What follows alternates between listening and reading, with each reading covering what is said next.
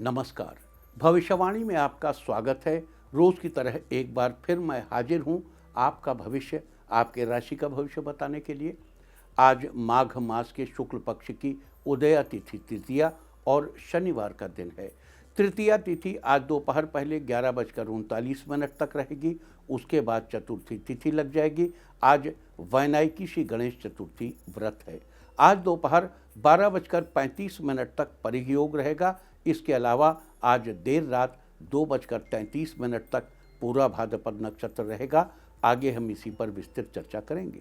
साथ ही आज अगर आपका बर्थडे है तो क्या करें, और अगर आज आपकी मैरिज एनिवर्सरी है तो क्या खास करें, क्या है आपका आज का लकी कलर और क्या है आपका आज का लकी नंबर। आज अगर बिजनेस शुरू करना है तो कितने बजे शुरू करें, नाम के अक्षर के हिसाब से क्या आज दुश्मन ज़ेर होगा या दोस्त की किस्मत का दरवाज़ा खुलेगा, किस अक्षर का आज क्या है भविष्य। जारी रहेगी चर्चा हमेशा की तरह वास्तुशास्त्र और सामुद्रिक शास्त्र की। आज कौन सी दिशा होगी शुभ और आज आपको खाने में क्या नहीं खाना है, और ये सब जानने के लिए रोज़ की तरह आज भी हमें बढ़ना होगा एक कदम आगे। दोस्तों, आप जानते हैं कि सही वक्त पर किया गया काम हमेशा सही फल देता है। ज्योतिष के गणित पक्ष ने आकाशीय पिंडों के बीच बहने वाली इलेक्ट्रोमैग्नेटिक फील्ड के मूवमेंट को कैलकुलेट करके ये जान लिया है कि किस समय कौन सा काम करना अच्छा होगा। आज हम सबसे पहले बात करेंगे मुकदमा दायर करने या अपनी बात रखने के योग की, यानी कि याई जैद योग की। तो बता दूं कि आज ये योग नहीं बन रहा है। अब ये योग कल यानी 2 फरवरी की सुबह 9:15 से अगली सुबह 6:44 तक रहेगा। और इसके बाद बात करते हैं सर्वार्थ सिद्धि योग यानी कि सारे काम बनाने वाले योग की। तो बता दूं कि आज ये योग नहीं बन रहा है। अब ये योग कल यानी कि 2 फरवरी की सुबह 6:44 से रात 12:53 तक रहेगा। इस क्रम में आइए अब चर्चा करते हैं आज के शुभ मुहूर्त यानी कि फेवरेबल टाइम की। अगर आप किसी को प्रपोज करना चाहते हैं तो उसके लिए आज अच्छा मुहूर्त नहीं है। अब यह मुहूर्त कल यानी कि 2 फरवरी की सुबह 9:15 से दोपहर 12:15 तक रहेगा। नया बिजनेस शुरू करने के लिए आज अच्छा मुहूर्त सुबह 7:09 से शुरू हो चुका है और सुबह 9:18 तक रहेगा, और एक बार फिर सुबह 10:43 से दोपहर पहले 11:39 तक भी रहेगा। कंस्ट्रक्शन शुरू कराने के लिए आज अच्छा मुहूर्त नहीं है। अब यह मुहूर्त कल यानी कि 2 फरवरी की सुबह 9:15 से सुबह 10:39 तक रहेगा। किसी इंडस्ट्रियल इंस्टीट्यूशन में लेन देन करने के लिए आज अच्छा मुहूर्त नहीं है।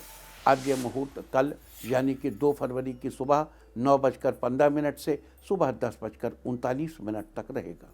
सीजेरियन ऑपरेशन कराने के लिए आज अच्छा मुहूर्त नहीं है। अब यह मुहूर्त कल यानी कि 2 फरवरी की सुबह 9:15 से सुबह 10:39 तक, और एक बार फिर दोपहर 12:15 से शाम 6:45 तक रहेगा। जॉब ज्वाइन करने के लिए आज अच्छा मुहूर्त नहीं है। अब यह मुहूर्त 21 फरवरी की सुबह 6:54 से सुबह 9:25 तक, और एक बार फिर दोपहर पहले 11 बजे से दोपहर पहले 11:58 तक रहेगा। मेडिकल ट्रीटमेंट शुरू कराने के लिए अब अच्छा मुहूर्त 8 फरवरी की सुबह 7:05 से सुबह 8:49 तक भी रहेगा। और अब बात आती है अशुभ समय की। आकाश में कभी कभी ग्रहों की मिलीजुली इलेक्ट्रोमैग्नेटिक फील्ड कुछ क्षणों के लिए नेगेटिव हो जाती है। इस अशुभ क्रांति साम्य से एक नेगेटिव स्पार्क पैदा होता है। इससे चारों तरफ नेगेटिविटी फैल जाती है। इस समय में कोई भी शुभ कार्य करने से सफलता नहीं मिलती। आज सुबह 9:41 पर अशुभ समय बन रहा है। वैसे तो इससे सभी राशियां प्रभावित होंगी, लेकिन मिथुन, धनु, कुंभ और मीन राशियां विशेष रूप से प्रभावित होंगी। ध्यान रहे, इस समय के 12 मिनट पहले और 12 मिनट बाद तक कोई भी शुभ कार्य नहीं करना चाहिए। इसके साथ ही एक बात और बता दूं कि काम शुरू करते वक्त राहुकाल का ध्यान रखना बेहद जरूरी है। राहुकाल के दौरान कोई काम शुरू नहीं करना चाहिए। अगर कोई काम पहले से चल रहा है तो उसे जारी रख सकते हैं। आज दिल्ली में राहुकाल होगा सुबह 9:52 से दोपहर पहले 11:14 तक। मुंबई, सुबह 10:03 से दोपहर पहले 11:27 तक। चंडीगढ़ सुबह 9:56 से दोपहर पहले 11:16 तक। लखनऊ सुबह 9:36 से सुबह 10:58 तक। भोपाल सुबह 9:47 से दोपहर पहले 11:11 तक। कोलकाता सुबह 9:03 से सुबह 10:27 तक। अहमदाबाद सुबह 10:06 से दोपहर पहले 11:30 तक। और चेन्नई में राहु काल होगा आज सुबह 9:29 से सुबह 10:56 तक। ये था कुछ शहरों का राहु काल। और अब आज की यात्रा की शुभ दिशा क्या है? तो आज वो शुभ दिशा है उत्तर पश्चिम। और आइए अब शुरू करते हैं सिलसिला राशिफल का। सबसे पहले बात रोज की तरह आज भी मेष राशि की। मेष राशि वालों, आज का दिन आपके लिए खास रहने वाला है। आज आप अपने कर्म पर ध्यान देंगे और सकारात्मक रहेंगे। किसी समस्या का हल आपके काम से ही निकलेगा। आज दूसरों पर ज़्यादा निर्भर रहने से बचेंगे तो आप अपने काम में बढ़िया परफॉर्म करेंगे। आज आप अपनी पसंदीदा गतिविधियों को महत्व देंगे, इससे आपको मानसिक शांति मिलेगी। बच्चे आज घर की साफ सफाई में माता जी की मदद करेंगे। आज ऑफिस में काम ज़्यादा होने से घर देर से पहुंचेंगे। आज आपका दाम्पत्य जीवन अच्छा रहने वाला है। आज के लिए आपका लकी कलर है ब्राउन और लकी नंबर है 7। वृष राशि वालों, आज का दिन आपके लिए खुशियों से भरा रहने वाला है। आज जीवन बहुत सहज और आसान लगेगा। दूसरों से आगे जाने की इच्छा आपके आत्मविश्वास और कार्यकुशलता में वृद्धि लाएगी। बच्चों के किसी काम से मन प्रसन्न रहेगा। शांति से समस्या का समाधान निकालने का प्रयास करेंगे तो सब सही रहेगा। आज आप जिस किसी भी कार्य को करेंगे वो अवश्य पूरा होगा। आप कुछ योजना को गोपनीय रखें, नहीं तो उसका फ़ायदा कोई और उठा सकता है। जिद में आकर आप काम न करें। आज आपके मित्रों की संख्या में बढ़ोतरी होगी। आज के लिए आपका लकी कलर है रेड और लकी नंबर है 2। मिथुन राशि वालों, आज का दिन आपके लिए अनुकूल रहने वाला है। नया बिजनेस शुरू करना चाह रहे हैं तो आज उससे संबंधित शुरुआत करना बहुत ही अनुकूल रहेगा। प्रॉपर्टी के बिजनेस के लिए भी लाभदायक स्थिति बनी हुई है। आज आपको ऑफिशियल कार्यों में सफलता मिलेगी। भविष्य के लिए नई योजनाएं बनेंगी। ईश्वर में आपका विश्वास बढ़ेगा। दूसरे क्या कह रहे हैं इस पर ध्यान दिए बिना अपने परिवार के साथ समय बिताएंगे। इससे आपका पारिवारिक सौहार्द बढ़ेगा। सफलता के लिए कड़ी मेहनत की आवश्यकता है। आज सहकर्मी आपसे सीखने की कोशिश करेंगे। आज के लिए आपका लकी कलर है वाइट और लकी नंबर है 9। कर्क राशि वालों, आज का दिन आपके लिए उत्तम रहने वाला है। आज परिस्थितियों को देखने का नज़रिया बदलने की ज़रूरत है। समस्याओं को सकारात्मकता के साथ हल करेंगे तो बेहतर रहेगा। आज आपके अंदर आ रहे बदलाव के कारण परिवारीजन प्रसन्न रहेंगे। अधूरे काम पूरे करने के लिए दिन सही है। लेन देन के मामले में आप भाग्यशाली रहेंगे। आज बड़ी उपलब्धि मिलने से आप उत्साहित भी होंगे। किसी तकनीकी समस्या के कारण आज आपका महत्वपूर्ण काम रुक सकता है। आज के लिए आपका लकी कलर है सिल्वर और लकी नंबर है 3। सिंह राशि वालों, आज का दिन आपके लिए शानदार रहने वाला है। दाम्पत्य जीवन तथा घर की व्यवस्था में मधुरता तथा आपसी सामंजस्य उचित रहेगा। युवा वर्ग व्यर्थ के कामों में पड़कर समय नष्ट न करें। कुछ समय पहले अपने स्वास्थ्य और मनोबल को बेहतर बनाने में व्यतीत करेंगे। आज का कुछ समय, आज आपके ऊपर कार्यों का अत्यधिक भार रहेगा। आज कुछ ऐसे खर्चे भी होने वाले हैं जो न चाहते हुए भी आपको करने होंगे। साथ ही आज पैतृक संपत्ति से आपको लाभ मिलने वाला है। आज के लिए आपका लकी कलर है मैजेंटा और लकी नंबर है 7। कन्या राशि वालों, आज का दिन आपके लिए बेहतर रहने वाला है। आज जीवन साथी व परिवारजनों का सहयोग आपके आत्मबल व आत्मविश्वास को बनाकर रखेगा। आप सकारात्मक होकर अपने काम पर ध्यान दे पाएंगे। आज आपको स्वास्थ्य संबंधी समस्या से छुटकारा मिलेगा। कुछ समय मेडिटेशन और आराम के लिए अवश्य निकालें। आज आपको अपनों की सलाह बहुत काम आएगी। आप सूझबूझ से काम लेंगे तो आपके लिए बेहतर रहेगा। किसी के प्रलोभन में ना आए, नहीं तो वो आपका फ़ायदा उठा सकता है। आज के लिए आपका लकी कलर है ब्लू और लकी नंबर है 5। तुला राशि वालों, आज का दिन फेवरेबल रहने वाला है। आज आपकी आर्थिक समस्या हल होने वाली है। पहले का रुका पैसा आज मिल जाएगा। आत्मचिंतन करने से आपके दृष्टिकोण में सकारात्मक परिवर्तन देखने को मिलेगा। किसी रिश्तेदार से चल रही अनबन आज किसी की मध्यस्थता से हल होगी। आपका यदि कोई भूमि व वाहन से संबंधित मामला कोर्ट में चल रहा है तो आज उसका फैसला आपके पक्ष में आएगा। छात्रों के लिए आज का दिन अच्छा रहने वाला है। आज के लिए आपका लकी कलर है पिंक और लकी नंबर है 4। वृश्चिक राशि वालों, आज का दिन आपके लिए सुनहरा रहने वाला है। आज धार्मिक और आध्यात्मिक उन्नति की तरफ आपका ध्यान केंद्रित होगा। अपने लक्ष्य के प्रति पूर्ण रूप से एकाग्रचित्त रहें, जिससे आपको सफलता प्राप्त होगी। युवाओं को किसी अनुभवी तथा प्रतिष्ठित व्यक्ति का मार्गदर्शन प्राप्त होगा। बुद्धि विवेक से यदि निर्णय लेंगे तो उसमें आपको लाभ अवश्य मिलेगा। समाज में आप अपनी एक अलग पहचान बनाएंगे। आपके बढ़ते खर्च आपको थोड़ा परेशान कर सकते हैं, लेकिन जल्दी ही सब ठीक हो जाएगा। आज के लिए आपका लकी कलर है ग्रे और लकी नंबर है 8। धनु राशि वालों, आज का दिन आपके लिए अच्छा रहने वाला है। विद्यार्थी तथा युवा अपनी सफलता को लेकर मन में किसी तरह का संशय न रखें। मेहनत जारी रखें। नया निवेश करने से पहले अच्छी तरह जांच पड़ताल कर लें। घर के बड़े बुजुर्गों व वरिष्ठ सदस्यों के स्वास्थ्य पर विशेष ध्यान रखना अति आवश्यक है। आप वरिष्ठ सदस्यों का आदर व सम्मान करेंगे। प्राइवेट जॉब कर रहे लोगों को किसी दूसरी नौकरी का ऑफर आ सकता है। राजनीति से जुड़े लोगों के लिए आज का दिन अच्छा रहने वाला है।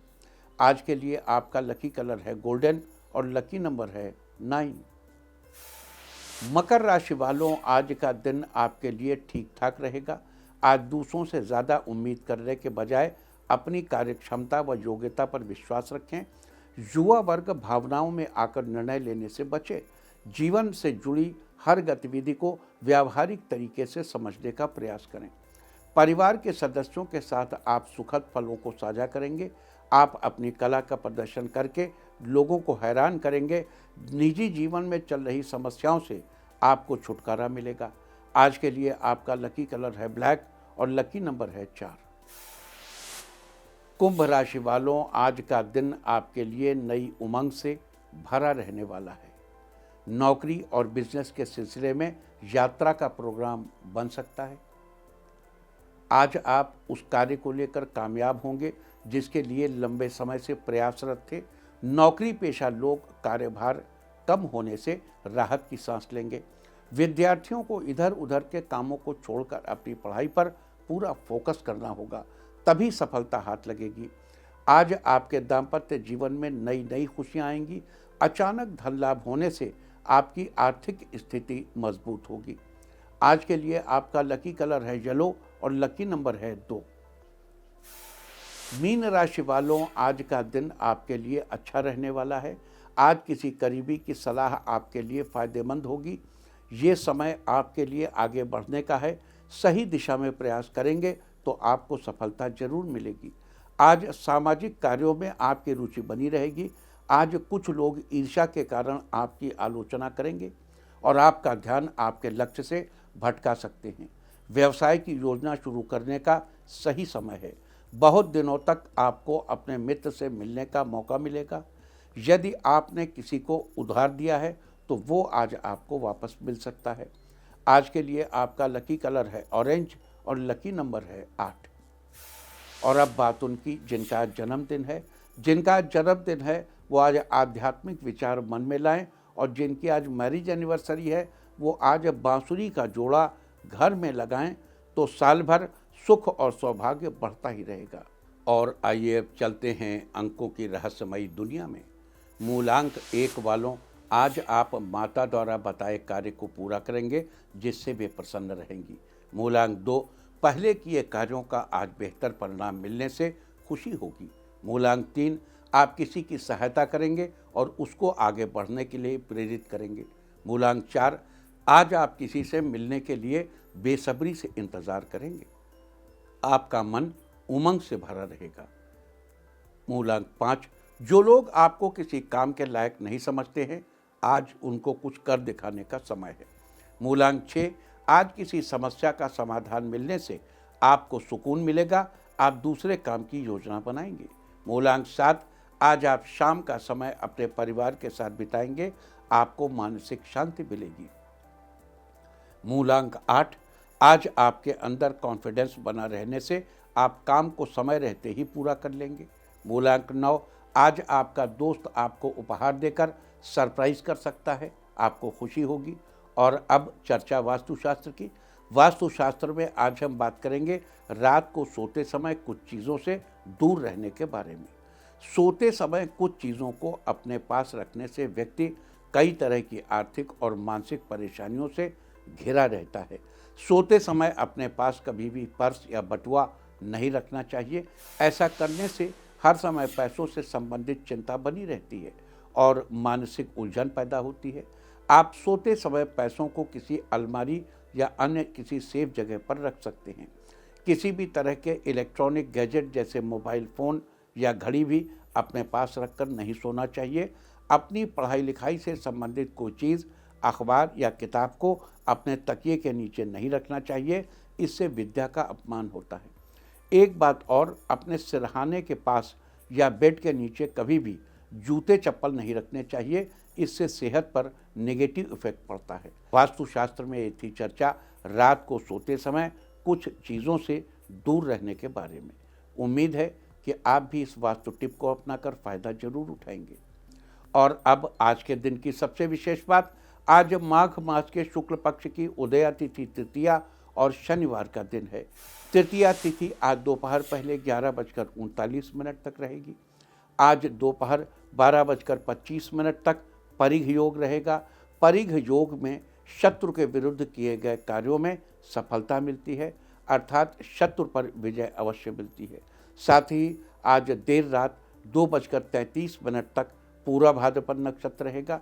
आकाशमंडल में स्थित 27 नक्षत्रों में से पूरा भाद्रपद 25वां नक्षत्र है।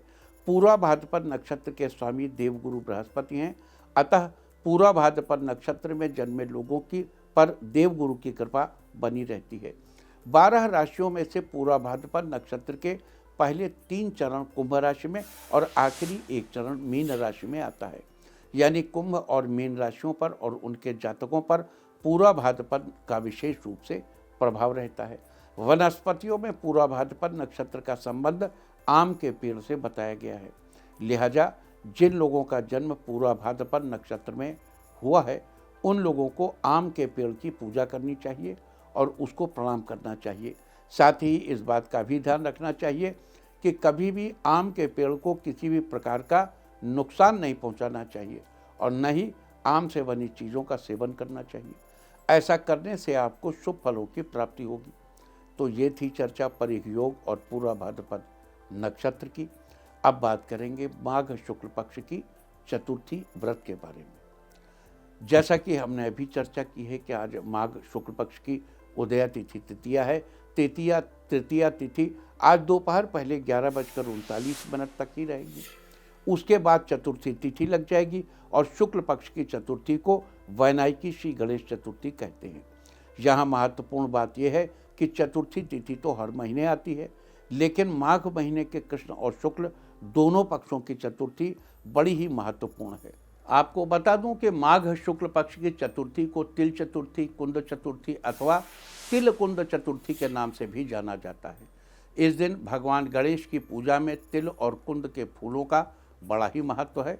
बता दूं कि माघ शुक्ल पक्ष की चतुर्थी को वैनायकी श्री गणेश चतुर्थी व्रत के साथ ही उमा चतुर्थी के रूप में भी मनाया जाता है।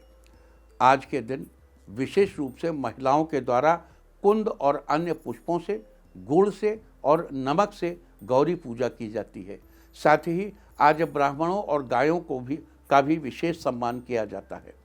ऐसा करने से व्यक्ति को हर तरह की सुख समृद्धि मिलती है। लिहाजा आज के दिन भगवान श्री गणेश के साथ ही माता गौरी की पूजा का भी विधान है। तो आजकल चल रहा है महाकुंभ, और महाकुंभ में नित्य हम चर्चा करते हैं, अक्सर हम चर्चा करते हैं कि कुंभ में क्या खास है। तो आज हम आपको बताएंगे प्रयागराज के अष्टनायकों के बारे में, जिनकी महिमा ने इस पवित्र स्थान को एक विशिष्ट स्थान दिलाया है। प्रयागराज में प्राचीन काल से अष्टनायक विराजमान हैं। कुंभ मेले के दौरान संगम स्नान के साथ इन अष्टनायकों का दर्शन और पूजन अनिवार्य माना गया है। देखो, आज हम सारे नायकों के बारे में नहीं बता पाएंगे, अभी स्नान इत्यादि है और बाकी हम 5 तारीख को आपको चर्चा करेंगे। तो ये सभी नायक जो प्रयाग में पाए जाते हैं, ये सभी तीर्थस्थल अत्यंत पवित्र और पौराणिक महत्व से समृद्ध हैं। प्रयाग के अष्टनायकों का विवरण इस तरह है। त्रिवेणी माधवम सोमम भारद्वाजम च वासुकीम वंदे अक्षयवटम शेषम प्रयागम तीर्थनायकम। तो हमारे साथ कीजिए तीर्थराज प्रयाग के अष्टनायकों की मानसिक यात्रा। त्रिवेणी संगम सिंहासन प्रथम नायक। त्रिवेणी संगम पहले नायक हैं, जहां गंगा, यमुना और अदृश्य सरस्वती नदियां मिलती हैं। प्रयागराज का मुख्य आकर्षण है। संगम में स्नान करने से पापों का नाश और मोक्ष की प्राप्ति होती है। वेद, पुराण, महाकाव्य और अन्य प्राचीन ग्रंथों में इस पवित्र तीर्थ की महिमा का उल्लेख है। रामायण, महाभारत और अन्य पुराणों में त्रिवेणी संगम की महिमा का बखान किया गया है। गोस्वामी तुलसीदास ने त्रिवेणी संगम क्षेत्र को तीर्थराज प्रयाग का राजसी भव्य सिंहासन कहा है। स्नानम त्रिवेण्याम सततम प्रयत्नम पातकम हरति पापिनाम संगम क्षेत्रम पवित्रम पवित्रम परमम पवित्रम देवानाम पूज्यम प्रयागराजम। स्नान के पश्चात त्रिवेणी संगम पर दीपदान अवश्य करना चाहिए। भगवान विष्णु, गंगा माता, यमुना माता और सरस्वती देवी का ध्यान करें। त्रिवेणी की महिमा का कीर्तन श्रेयस्कर है। ये स्थान वेदों और पुराणों में तीर्थराज का राजसी सिंहासन माना गया है। रामायण और महाभारत में इसका विशेष उल्लेख मिलता है। गोस्वामी तुलसीदास ने इस क्षेत्र को तीर्थराज प्रयाग का मुख्य केंद्र कहा है। त्रिवेणी संगम का स्नान पापों को नष्ट करने और आत्मा की शुद्धि का प्रतीक है। त्रिवेणी संगम को लेकर एक प्राचीन कथा यह है कि सृष्टि के आरंभ में ब्रह्मा ने इस स्थान पर यज्ञ किया। इस यज्ञ के प्रभाव से यह स्थान पवित्र और शुभ माना गया। कहा जाता है कि यज्ञ समाप्ति के बाद त्रिदेव ब्रह्मा, विष्णु और महेश ने संगम जल को अमृत के समान पवित्र किया। संगम में स्नान करने वाले भी सभी पापों से मुक्ति और मोक्ष की प्राप्ति होती है। प्रकृति और आध्यात्मिकता का मेल गंगा यहाँ पर दिखाई देता है। गंगा, यमुना और सरस्वती का ये संगम स्थल प्रकृति और आध्यात्मिकता का अद्वितीय संगम है। गंगा की धारा पवित्रता की प्रतीक है, यमुना प्रेम और भक्ति का और सरस्वती ज्ञान की देवी मानी जाती है। तो महाभारत में खासतौर से इस जगह पे पांडवों के आगमन का उल्लेख है और रामायण में भगवान राम के इस स्थान पर आने और तपस्या करने का वर्णन मिलता है। कुंभ मेले का मुख्य आयोजन इसी स्थान पर होता है। यहाँ स्नान करना पुण्य फलदायी माना जाता है। त्रिवेणी संगमे पुण्यम स्नानम पाप विनाशनम तीर्थराजस्य राजेंद्रम नमामि त्रिवेणीतम। सूर्योदय के समय स्नान करना विशेष फलदायी होता है। संगम में स्नान करने से पहले गंगा माता का स्मरण करना चाहिए। स्नान के बाद पवित्र जल से देवी देवताओं का अभिषेक करना चाहिए। अब विशेष मंत्र है ओम नमो भगवते वासुदेवाय, इसका जप करना चाहिए। कहा जाता है कि सृष्टि के आरंभ में जब ब्रह्मा ने इस स्थान पर यज्ञ किया तब पृथ्वी को पवित्रता का आशीर्वाद मिला। यज्ञ की समाप्ति के बाद ब्रह्मा ने तीर्थराज प्रयाग को अमृत से सिंचित किया। ये भी कहा जाता है कि गंगा और यमुना ने यहाँ सरस्वती को संगम स्थल पर आमंत्रित किया। सरस्वती जो पहले हिमालय में प्रवाहित थी, यहाँ आकर अदृश्य रूप से मिल गई। कहा गया है गंगा यमुना सरस्वती त्रिवेणी संगमे शुभे पुण्यदा मोक्षदा दिव्यः नमामि तीर्थराजकम। त्रिवेणी संगम पर आने वाले श्रद्धालु यहाँ गहरी आध्यात्मिक शांति का अनुभव करते हैं। ऐसा माना जाता है कि यहाँ ध्यान करने से आत्मा को शुद्धि और उन्नति मिलती है। त्रिवेणी संगम पर स्नान करते समय यदि कोई भक्त अपनी समस्त इच्छाओं को धारण कर सच्चे मन से प्रार्थना करता है तो उसकी सभी मनोकामनाएं पूर्ण होती हैं। इस स्थान पर ध्यान और साधना करने वाले ऋषि मुनियों ने अनेक सिद्धियां प्राप्त की हैं। इसलिए कहा गया है कि स्नानेन त्रिपथगायाः सर्व पापम प्रणश्यति मोक्षद्वारम प्रविशन्ति त्रिवेणी संगमे सदा। प्रयागराज में द्वितीय नायक माधव को माना जाता है। विष्णु को प्रजापति क्षेत्र और हरिहर क्षेत्र माना जाता है। भगवान शिव स्वयं इस क्षेत्र में निवास कर यहाँ वेणी माधव की उपासना करते हैं, तो दूसरी ओर प्रजापति ब्रह्मा ने सृष्टि की रचना से पहले इस पवित्र क्षेत्र में 10 अश्वमेध यज्ञ किए थे। तीर्थराज प्रयाग में महाविष्णु के स्वरूप माधव का पूजन किया जाता है। पुराणों में कहा गया है कि प्रलय काल में जब सारी सृष्टि जल में डूब जाती है, तब महाविष्णु माधव बाल मुकुंद का रूप धारण कर अक्षय वट के पत्ते पर शयन करते हैं। तीर्थराज प्रयाग में माधव कई रूपों में विराजमान हैं। इन रूपों की उपासना के लिए यहाँ मंदिर हैं। प्रयाग महात्म्य में इनके सदा शंख, इनके नाम हैं शंख माधव, चक्र माधव, गदा माधव, पद्म माधव, असी माधव, अनंत माधव, बिंदु माधव, मनोहर माधव, ये सब नाम गिनाए गए हैं। इनके अलावा संकटहर माधव की महिमा के बारे में बताया गया है कि माधवाय नमस्तुभ्यं शंख चक्र धराय च शरणम ते प्रपन्नोस्मि पद्मनाभ नमोस्तु ते। इन माधव की पूजा करने के लिए पुष्प, तुलसी दल और खीर का अर्पण करना चाहिए, विष्णु सहस्त्र नाम का पाठ करना चाहिए और ओम नमो भगवते वासुदेवाय मंत्र का जप करना चाहिए। अब तीसरे नायक हैं सोमेश्वर। सोमेश्वर महादेव का मंदिर यमुना पार अरैल गांव में स्थित है। ये स्थान शिव जी और चंद्रमा की पूजा का प्रमुख केंद्र है। माना जाता है कि चंद्रमा ने शिवलिंग की स्थापना की थी। यहाँ अमृत की वर्षा होती है और तीर्थयात्रियों को मानसिक और शारीरिक शुद्धि का अनुभव होता है। सोमेश्वरम नमस्यामि यत्र चंद्रः स्वयं स्थिरः अमृतस्य प्रवाहं च यत्र तीर्थं प्रवर्तते। ओम नमः शिवाय। इस मंत्र का 108 बार जप, बिल्वपत्र, अक्षत और दूध अर्पित करना श्रेष्ठ माना गया है। सोमेश्वर महादेव का मंदिर उत्तर भारत के प्रमुख तीर्थ स्थलों में से एक है, जो यमुना नदी के सोमेश्वर महादेव के मंदिर का पौराणिक महत्व अत्यधिक बताया गया है। यहाँ आने वाले श्रद्धालुओं का मानना है कि इस स्थान पर अमृत की वर्षा होती थी, जिससे तीर्थयात्रियों को शारीरिक और मानसिक शुद्धि का अनुभव होता था। यह स्थल उन लोगों के लिए विशेष रूप से आकर्षक है जो मोक्ष की प्राप्ति के लिए और शांति की तलाश में आते हैं। सोमेश्वर महादेव का मंदिर एक ऐसा स्थल है जहां भगवान शिव और चंद्रमा के बीच की अद्भुत भक्ति और आस्था का मिला जुला रूप दिखाई देता है। ये स्थल न केवल धार्मिक दृष्टि से महत्वपूर्ण है, बल्कि आध्यात्मिक और मानसिक शांति के लिए भी अत्यधिक पुण्यदायक माना जाता है। और प्रयाग का चौथा नायक है भारद्वाज आश्रम। महर्षि भारद्वाज का आश्रम ज्ञान, विज्ञान और शिक्षा का प्रमुख केंद्र रहा है। वाल्मीकि रामायण में इस आश्रम का उल्लेख किया गया है। इस आश्रम में स्थापित शिवलिंग की पूजा आज भी होती है। भारद्वाजम मुनिम वंदे ज्ञान विज्ञान संपदा आश्रमम पुण्यमेवं च रामेण संपूजितम। आश्रम में स्थित शिवलिंग का अभिषेक, वेद पाठ और गुरु मंत्र का जप श्रेष्ठ कर बताए गए हैं। प्रयाग नायक भारद्वाज के बारे में प्रयाग में स्थित भारद्वाज आश्रम का उल्लेख महाभारत और वाल्मीकि रामायण में भी किया गया है, जहाँ ये आश्रम एक पवित्र स्थल के रूप में प्रतिष्ठित है और इसका धार्मिक और सांस्कृतिक महत्व भी अत्यधिक है। विशेष रूप से रामायण और महाभारत में इस आश्रम से जुड़ी घटनाएं बताई गई हैं। यहाँ महर्षि भारद्वाज का आश्रम था, जो ज्ञान, शिक्षा और साधना का केंद्र था।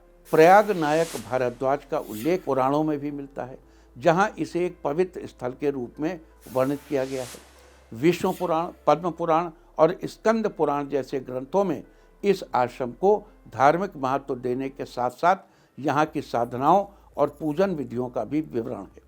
ये आश्रम ज्ञान की प्राप्ति और मोक्ष की प्राप्ति के लिए उपयुक्त स्थान माना जाता था। ऐसी मान्यता है कि खगोल शास्त्र, गणित, आयुर्वेद और संस्कृत साहित्य में रुचि रखने वाले प्रयाग नायक भारद्वाज का ध्यान करते हैं तो ज्ञान प्राप्ति की इच्छा शीघ्र पूरी होती है।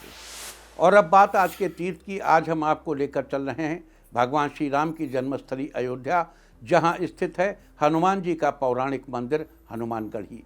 ये मंदिर राजद्वार के सामने ऊंचे टीले पर बना है।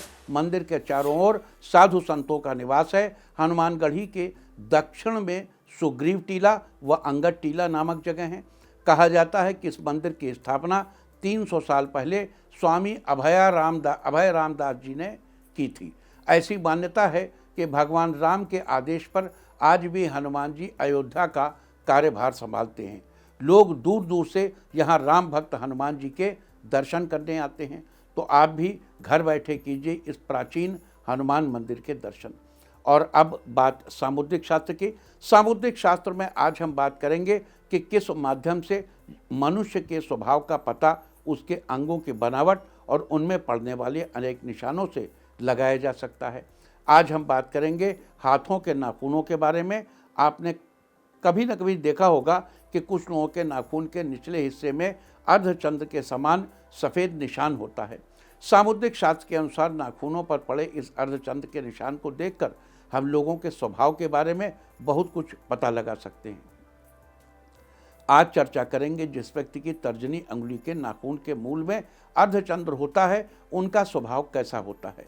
ऐसे लोग स्वाभिमानी होते हैं और अपनी कड़ी मेहनत से आगे बढ़ते हैं। ये अपनी फील्ड में मन लगाकर काम करते हैं और सफलता प्राप्त करते हैं। इनको व्यापार के क्षेत्र में लाभ होता है और इन्हें नौकरी आसानी से मिल जाती है। सामुद्रिक शास्त्र में थी चर्चा हाथों के नाखूनों के बारे में।